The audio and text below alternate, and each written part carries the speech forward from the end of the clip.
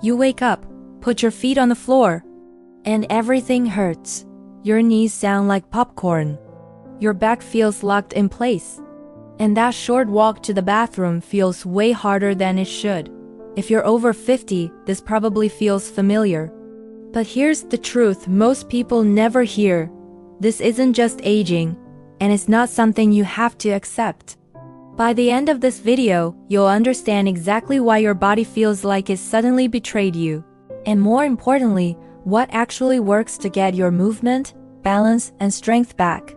So let's talk about what's really happening inside your joints. For years, your cartilage quietly did its job.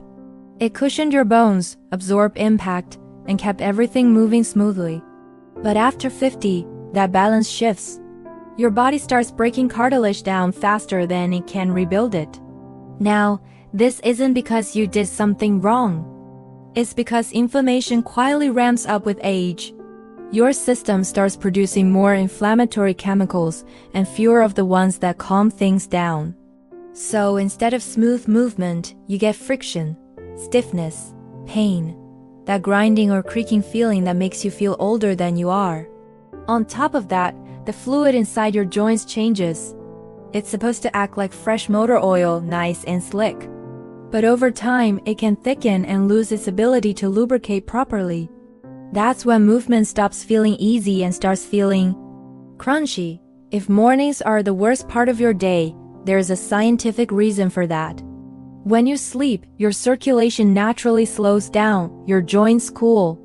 That joint fluid we just talked about gets thicker, and your muscles tighten up from staying still for hours. Then there's the part almost no one talks about, cortisol. As we age, our early morning cortisol levels can drop. Now, cortisol isn't just a stress hormone. You actually need a healthy surge in the morning to reduce inflammation and prepare your body to move. When that natural rhythm weakens, you wake up stiff, sore, and slow.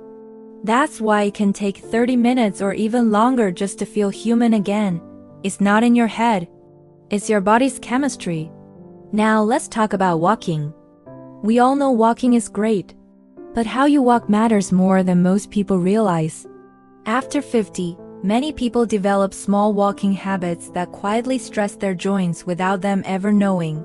One of the most common is the shuffle step. Your feet barely lift off the ground. It feels safe, like you're less likely to trip, but it actually weakens your lower leg muscles and overloads your hips and knees. Another one is forward head posture. Your head drifts forward, your shoulders round. This throws your entire body off balance and dramatically increases joint strain from your neck all the way down your spine to your knees. Then there's the narrow stance walk, where your feet are too close together. It might feel controlled, but it actually reduces your stability and raises your risk of a fall. These changes happen so slowly, so gradually, that most people never notice them, until pain and serious balance problems show up. And that brings us to balance. Balance isn't just one thing. It's a team effort between three key systems: your inner ear, your vision, and something called proprioception, which is your body's amazing ability to sense where it is in space. After 50, all three of these can start to decline little by little. The nerves in your feet become less sensitive. Your inner ear becomes less responsive. Your brain starts getting fuzzier information about where your body is. The scary part is, this happens quietly. Your brain is a master compensator. It starts making you do things without you even realizing it. You start grabbing for railings more often. You avoid uneven ground like grass or cobblestones. You move more cautiously. By the time your balance feels bad, the systems behind it have been weakening for years. Then there's muscle loss. This isn't just about getting older. It's about how your daily life changes. After retirement, especially activity levels can drop fast. Less walking, fewer stairs, and a whole lot more sitting. Your body is smart. It adapts by getting rid of muscle it thinks you don't need anymore. You can lose up to 8% of your muscle per decade, and that rate can double if your activity drops significantly. And it's not just about size.